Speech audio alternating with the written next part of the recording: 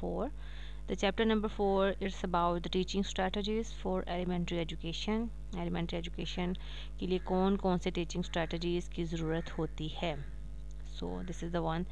So आप देखें कि यहाँ पे कि whether teachers are entering their first year in the classroom or they are classroom experts.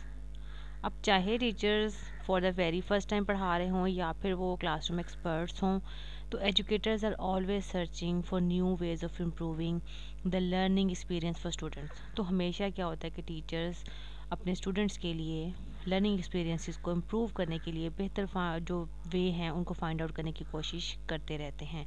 और जब हम नए, अब मेथड तो वही हैं जो हमने जैसे पढ़े थे, लेक्चर मेथड है, डेमोन्स्ट्रेशन मेथड है, प्रोजेक्टिव मेथड है, साइमुलेशन मेथड है, इतने सारे जो हमने मेथड्स के नेम पढ़े, तो वो सब के सब तो सेम रहते हैं. लेकिन हम उस मेथड को यूज़ करते हुए किस तरह से अपनी जो इंस्ट्रक्शनल वे है उसमें इम्प्रूवमेंट कैसे ला सकते हैं, तो उसके लिए जो स्पेसिफिक तरीका हम इख्तियार करते हैं ना, उससे हम स्ट्रैटेजी बोलते हैं.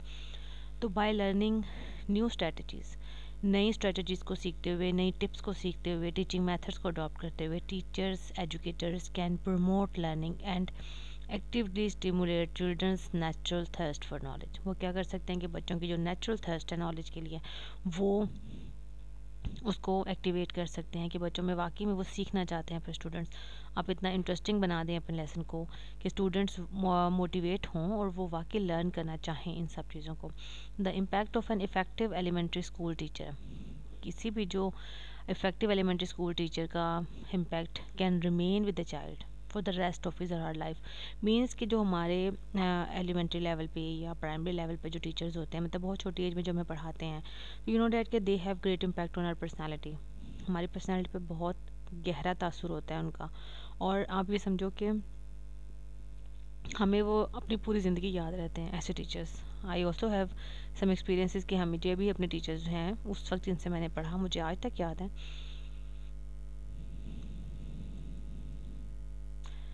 तो फर्स्ट ऑफ ऑल हमने लेक्चर मेथड, जिनमें पहले भी इसके नेम डिस्कस किए थे, तो अब यहाँ पे मज़ीद इसकी डिटेल पढ़ लेते हैं. The lecture is defined as a method of instruction in which the instructor has full responsibility for presenting facts and principles orally. अब क्या होता है कि लेक्चर मेथड में जो टीचर है वो orally सारा कंटेंट स्टूडेंट्स तक डिलीवर कर रहा होता है. अब लेक्चर्स फॉर्मल भी हो सकते हैं और इनफॉर्मल भी हो सकते हैं. When they are informal, formal का मतलब है they are delivering in any educational institute, किसी प्रॉपर पॉलिसी के तहत या किसी इंस्टीट्यूट में वो एक बाकायदा क्लासरूम में आपको लेक्चर डिलीवर किए जा रहे हैं. लेकिन इनफॉर्मल होता है ऐसे कि हम किसी को, जैसे 2-4 लोग हैं या हमने वैसे कोई बात कर रहे हैं, उनको गाइड कर रहे हैं किसी चीज़ के बारे में, then it will be informal. तो फॉर्मल लेक्चर देखें डिटेल इसकी. The formal lecture method is primarily used when presenting information to a large group. अब फॉर्मली जब हम क्लासरूम में होते हैं, बहुत ज़्यादा स्ट्रेंथ पूरी क्लास सामने होती है, उसमें दे रहे होते हैं. Communication is virtually a one way communication from instructor to student. एक वन वे कम्युनिकेशन चल रही होती है, स्टूडेंट टीचर बोल रहे होते हैं, स्टूडेंट सुन रहे होते हैं. लेकिन इनफॉर्मल लेक्चर्स क्या होते हैं कि students includes active student participation. जैसे अब मैंने पहले बताया कि हम 3-4 लोगों से अगर बात कर रहे हैं, उसमें अगर आप उन्हें किसी चीज़ के बारे में गाइड कर रहे हैं, देन वहाँ पे वो एक्टिवली आपके साथ इन्वॉल्व होते हैं वो लोग. तो उसमें हम जो अपनी इंस्ट्रक्शंस देंगे तो that will become informal lecture. Learning is best achieved if students participate actively in are relaxed atmosphere. अगर एटमॉस्फेयर रिलैक्स है और स्टूडेंट्स एक्टिवली उसमें पार्टिसिपेट कर रहे हैं, तो इट्स मीन कि आपकी जो लर्निंग ऑब्जेक्टिव्स हैं वो भी अचीव होंगे और लर्निंग बहुत अच्छी हो जाएगी. इसीलिए जो इनफॉर्मल लेक्चर हैं वो हम ज़्यादा इनकरेज करते हैं रादर दैन फॉर्मल लेक्चर्स.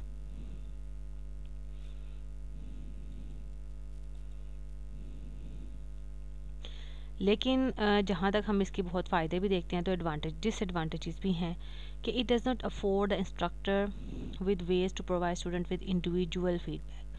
अब ये है कि हम स्टूडेंट की तरफ से ना हमें इंडिविजुअल फीडबैक नहीं मिल पाता. क्यों? क्योंकि हम ओवरऑल एक ही जो है लेक्चर सबको डिलीवर कर रहे होते हैं और they all are listening passively. तो इसलिए ये एक बहुत बड़ा ड्रॉबैक है इसका लेक्चर मेथड का ना. It is difficult to adopt the individual learning differences. और हमें समझ भी नहीं आती कि हो सकता है कुछ स्टूडेंट्स ऐसे होते हैं जो सिर्फ सुनने से नहीं सीख पाते, उनको कुछ एक्टिविटीज़ में इन्वॉल्व करना पड़ता है. तो इस मेथड में ये भी मुश्किल होती है, बस हम सब के सब पे एक ही मेथड अप्लाई कर रहे होते हैं. और इट में फेल हो सकता है टू प्रमोट एक्टिव लर्निंग को प्रमोट करने के लिए अनलेस अदर टीचिंग स्ट्रैटेजीज़, कि आप एक्टिवली बच्चों को ना वो इन्वॉल्व नहीं कर सकते उसमें, such as questioning, problem solving activities are incorporated in the lecture.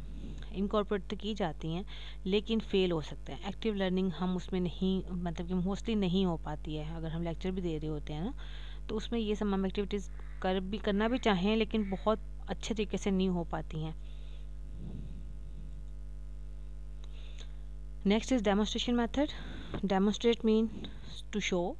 अब demonstration involves showing by reason और प्रूफ। आपने बाय रीज़न और प्रूफ उसको शो करना होता है, चीज़ों को एक्सप्लेन करना होता है, क्लियर करना होता है, एग्जांपल्स को यूज़ करते हुए, एक्सपेरिमेंट करते हुए। मोस्टली हम ये डेमोस्ट्रेशन मेथड जो है वो जब एक्सपेरिमेंट्स करते हैं ना, तो उसमें हम करके दिखा रहे होते हैं कि इस तरह से होगा, बाकायदा शो ऑफ कर रहे होते हैं, तो ये डेमोस्ट्रेशन मेथड में आता है। तो demonstration often occurs when students have a hard time connecting theoretical theories to actual practice. ये हम तब यूज़ करते हैं, वही जैसे हमारे जो जैसे फिज़िक्स या केमिस्ट्री और जो बायोलॉजी वगैरह की जो बुक्स हैं, उसमें ऐसा होता है कि आपको एक थ्योरेटिकल पर्सपेक्टिव दिया होता है। उसको समझाने के लिए अगर हम वैसे थ्योरी पढ़ा देंगे तो जस्ट क्रैमिंग होगी, लेकिन उस सारे कंसेप्ट को समझाने के लिए ये बहुत ज़रूरी होता है कि उन चीज़ों को डेमोस्ट्रेट करके दिखाया जाए, चीज़ें यूज़ की जाएँ उसमें। तो तभी वहाँ पे लैब्स हमें प्रोवाइड की जाती हैं, हम उन चीज़ों को करके दिखाते हैं। और when students are unable to understand application of theories, क्योंकि बगैर देखे, बगैर डेमोस्ट्रेशन मेथड यूज़ किए हम ना एज अ टीचर भी इस काबिल नहीं होते कि बच्चों को वो तमाम के तमाम जो कॉन्सेप्ट समझा सकें, और उन्हें भी पूरी तरह समझ नहीं आती। जब वो देख लेते हैं ना उस कॉन्सेप्ट को होते हुए, तो फिर वो मेरे ख्याल से उनको जस्ट एक रीडिंग काफ़ी होती है और सारे एक्सपेरिमेंट को और सारी थ्योरी को एलेबोरेट करने के लिए।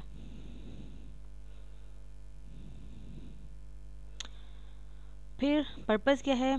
Major purpose of demonstration method, major purpose of demonstration method ये है कि when practical allows trainees to repeat the procedure in a hand on practice session to reinforce the learning process. मतलब क्या होता है कि जब प्रैक्टिकल आपने एक दफ़ा करके दिखा दिया, दूसरी दफ़ा हम बाकी फिर स्टूडेंट्स करते हैं उसी प्रैक्टिकल को उसी तरह से करके दिखाते हैं, जिससे उनकी लर्निंग जो है रीइंफोर्स होता है, learning process. Immediately correcting the trainees' mistakes and the reinforcing proper procedures, you can help them learn the task more quickly. जब बच्चे फ़ौरी तौर पे आपको काम करके दिखा रहे होते हैं, तो उस वक्त आप क्या करते हैं कि आप उनमें करेक्ट करते हैं उनके मिस्टेक्स को, जहाँ जहाँ गलती हो रही होती है उनको प्रॉपर्ली गाइड करते हैं, प्रोसीजर ठीक से समझाते हैं। तो ये होता है कि बच्चे उसी वक्त जो है ना सही तरह से प्रॉपर सही वे में अपनी लर्निंग को कंटिन्यू करते हैं। फिर the direct demonstration approach is very effective method of instruction, कि डायरेक्ट जो डेमोस्ट्रेशन अप्रोच है दैट्स वेरी इंपॉर्टेंट है, especially when trainees have the opportunity to repeat the procedure. Direct का मतलब है कि जैसे एक टीचर उन दी हॉल के सबके पास, फॉर एग्जांपल हम इसकी एग्जांपल मैं आपको इस तरह से दूंगी कि एक्सपेरिमेंट आपके सामने हो रहा है, लेकिन आप सबके पास भी वो सब कुछ, वो सारा कुछ इक्विपमेंट्स मौजूद हैं उस प्रोसीजर को, उस एक्सपेरिमेंट को करने के लिए। जैसे जैसे आप देखते हैं अब वो स्टेप अपने पास करते हैं। मोस्टली हम ऐसे लैब्स में कर रहे होते हैं ना, जब कंप्यूटर लैब में काम करते हैं, तो उसमें ऐसा होता है कि टीचर आपको अगर ऑन द स्क्रीन मल्टीमीडिया पे आपको कोई एक स्टेप दिखाया जा रहा है, तो आप साथ ही उसको अप्लाई करते हैं अपने कंप्यूटर्स पे, क्योंकि सबके पास कंप्यूटर्स होते हैं।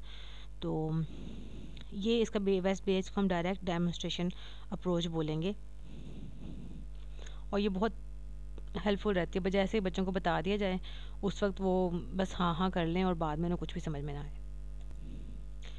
एडवांटेजेस हैं इसके, सेव्स टाइम इन प्रेजेंटिंग, आपका टाइम सेव करते बजाय इसके आप बोल बोल के सारी बात को एलेबोरेट करें, आप उसको शो कर दें।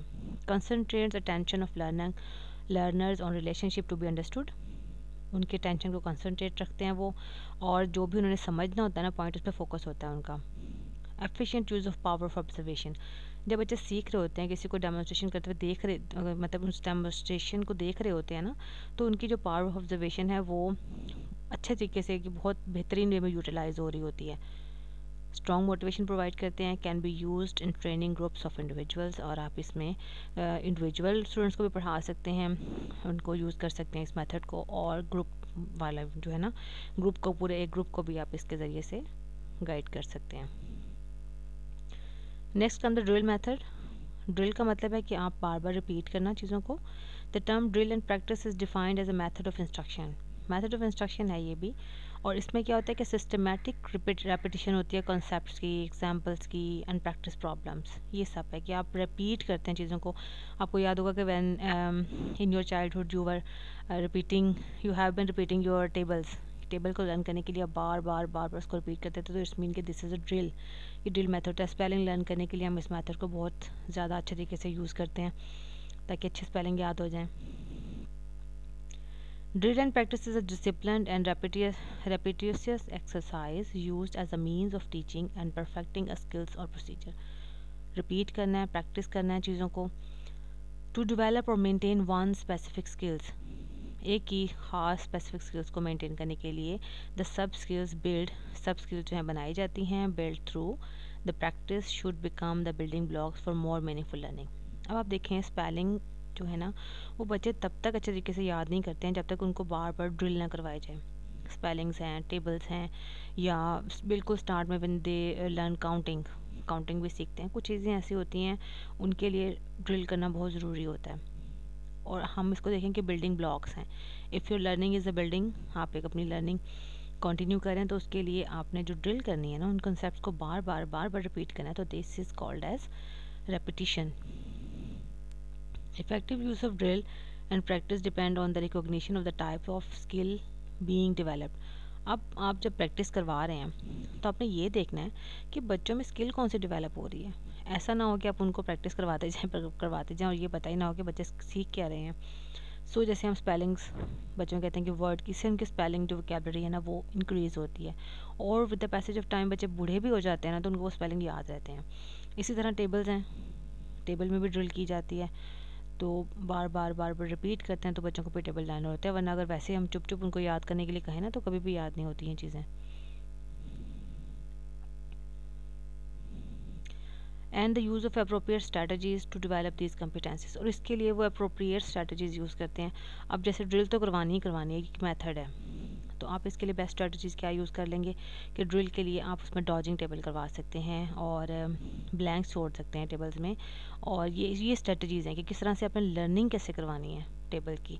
डॉजिंग टेबल हो सकता है, उसकी उनसे डिक्टेशन ले लें, या फिर आप उसमें बोर्ड पे टेबल लिखें, ये किसी चार्ट पर शो करें उनको, उसमें से ब्लैंक्स छोड़ दें, तो वो जब उनको फ्लो में पढ़ते हैं ना तो वो खुद ब खुद बताते हैं कि इसमें ये है, इसमें ये है, इसमें ये है। तो ये डिफरेंट एक्टिविटीज़ यूज़ करते हैं, these are called as strategy. Limitations of drill and practice. Drill और प्रैक्टिस मेथड की भी कुछ लिमिटेशंस हैं।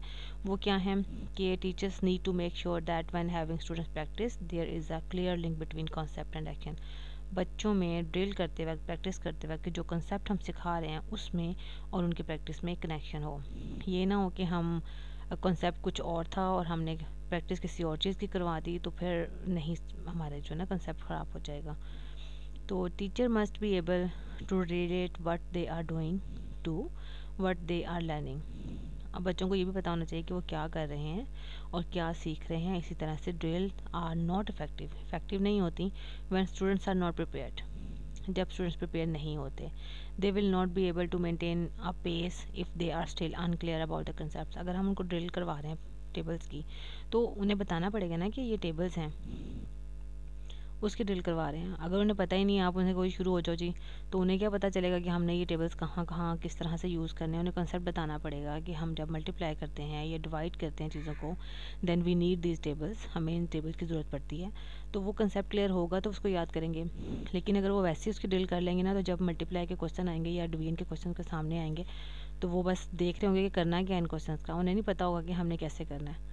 तो ये कंसेप्ट जो है समझाना पड़ता है, तो फिर उसके बाद वो प्रोसेस सही से चलता है.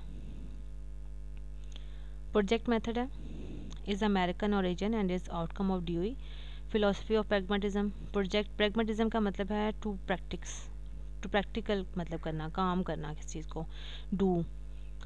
अब प्रोजेक्ट में क्या होता है, अपने काम करना होता है. ऑक्सफोर्ड लर्नर डिक्शनरी जो है वो प्रोजेक्ट को एक प्लान ऑफ एक्शन के तौर पर डिफाइन करती है.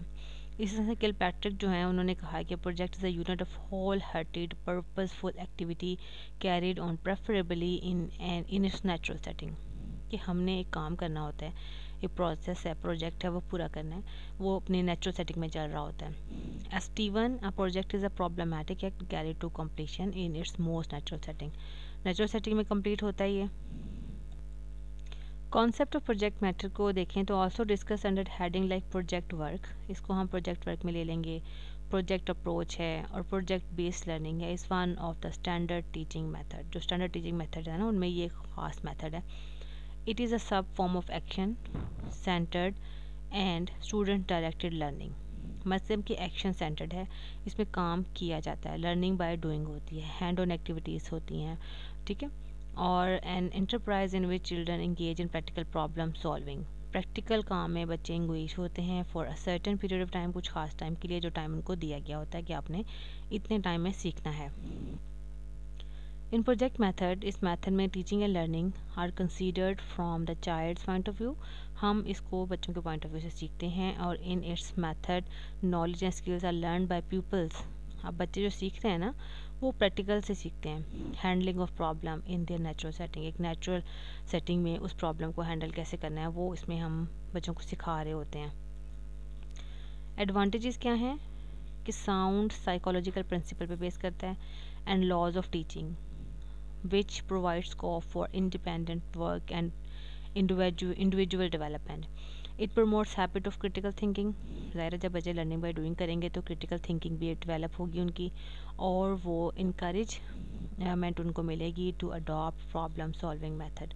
एक दफ़ा जब वो इस काम को कर लेंगे फिर उनके लिए आसानी होती है कि हम नेक्स्ट किसी काम के लिए भी कोई प्रोजेक्ट वाले काम में वो खुशी से पार्टिसिपेट करते हैं। It helps in enhancing social interaction, social interaction किस तरह से होगा कि जब प्रोजेक्ट्स पे काम करते हैं तो कोई एक बच्चा अकेला काम नहीं कर रहा होता, उसके साथ 2-3 और स्टूडेंट्स भी होते हैं, और वो 2-3 लोग मिल के फिर सम टाइम दूसरे की बातों को बेयर करना पड़ता है, बर्दाश्त करना पड़ता है, कहीं कोई बात सही ना लग रही उस पर एग्री भी होना पड़ता है, तो ये सोशल इंटरेक्शन जो है उनका बढ़ता है। इनकलकेट स्पिरिट्स ऑफ कोऑपरेशन, एक दूसरे के साथ कोऑपरेट करते हैं, मानते हैं एक दूसरे की बात को और हेल्प आउट भी करते हैं दूसरे को। Exchanges of experiences among the students, फिर जो उनके एक्सपीरियंसेस होते हैं कि उसने कहा कि इस तरह से कर लेते हैं, चलो मेरी तरह से, मींस कि जो बच्चों की अपने जो लर्निंग एक्सपीरियंसेस हैं ना उनको एक दूसरे के साथ शेयर करते हैं, एक्सचेंज करते हैं उन सबको।